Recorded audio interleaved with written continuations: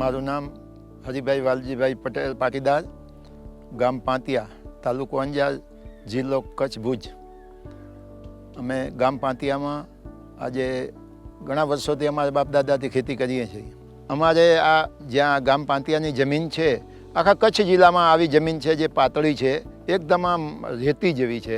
રણ પ્રદેશની રેતી હોય ને એવી રેતી છે અને જાડી રેતી છે. અને પાતાળની અંદર પાણી છે એ પાણી પણ છારવાળું છે અને 2000 થી 2500 TDSમાં પાણી આવે છે, પણ એમાં છાર છે. છાર છે એટલે ખારાશ આવે છે.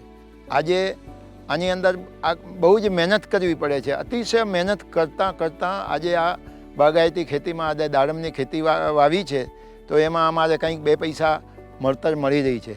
અને બહુ જ ખર્ચાળ જમીન છે, પણ એની અંદર આજે બહુ જ મહેનત કરી અને આજ એટલે સુધી અમે પહોંચી રહ્યા છીએ. અમારે આ પાંતિયા ગામમાં જે દાડમની ખેતી કરીએ એ આખા કચ્છ જિલ્લા લેવલે અમે શરૂઆત પહેલે અમે કરી છે.